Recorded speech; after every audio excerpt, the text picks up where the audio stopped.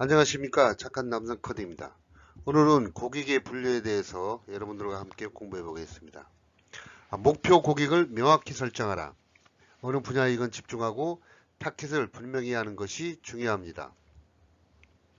우리가 이 영업을 시작할 때 우리의 목표 고객을 명확하게 세팅을 해야 된다는 것입니다.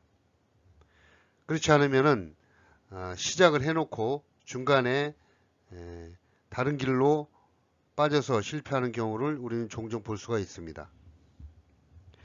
경험이 부족하거나 아니면 작은 성공에 취한 경우 우리는 종종 잘못된 생각에 빠지기 쉽습니다.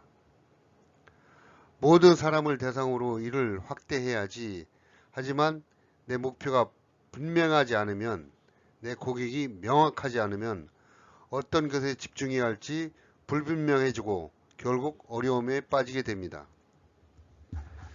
내가 가지고 있는 능력이나 재정 등을 고려해서 그 범위 내에서 확대나 확장을 해야지, 우리가 욕심만 가지고 일을 벌리면 기존 사업도 위험에 처하게 되는 것입니다. 내가 영업을 하고자 하는 곳에 타깃 고객이 누구인지, 경제 수준은 어느 정도 되는지를 고려해서 요금을 세팅하고 서비스의 수준을 정해야 하는 것입니다. 한 꽃술래 가게의 사장 이야기를 예를 들겠습니다.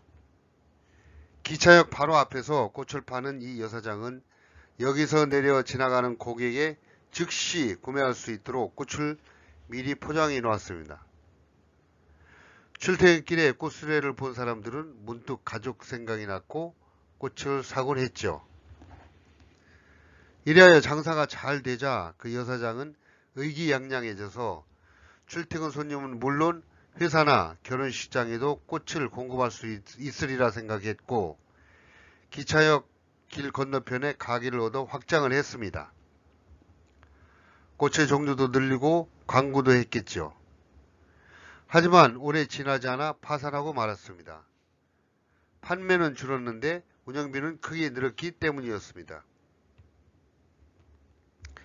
이 사례에서는 고객이 많다는 것만 생각하고 확장을 했는데 규모가 커지는 데 따른 운영 능력이나 비용을 전혀 생각하지 않고 확장을 했기에 실패를 하는 것입니다. 예전에 고객들은 꽃술래에서 꽃을 보지 못했기 때문에 사지 않았고, 회사나 결혼식에 꽃을 팔겠다는 계획은 생각처럼 쉽지 않았습니다. 결국 두 부류의 고객 모두 만족시키지 못했던 것이죠. 그러면 이 꽃집 여사장은 어떻게 했으면 성공을 했을까요? 회사나 결혼식에 꽃을 파는 것은 어떤 규모 이상의 조직을 갖춘 조직이 담당을 해야 하는 것이죠. 그래서 우리 이 여사장님은 정말 처음에 시작했던 그런 방식으로 꽃을 팔았다면 아마 실패하지 않았을 것입니다. 조그만 공간에서 순두부를 팔아 북적이던 식당이 부근에 큰 가게를 옮기고 메뉴도 다양하게 했다가 어려움에 빠지는 경우도 비슷한 케이스입니다. 집중하고 타깃을 분명히 하는 것이 중요합니다.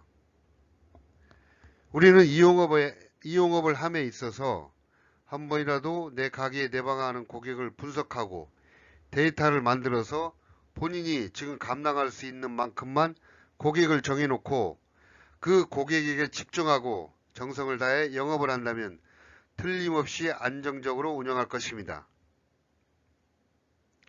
그런 후에 확장의 때가 되면 미리미리 계획을 짜서 확장에 필요한 시스템을 구축한 후에 일을 벌려야 실패를 줄일 수 있습니다. 교육학자 조백 교수는 이런 말씀을 하셨습니다. 공부와 일이 순차적으로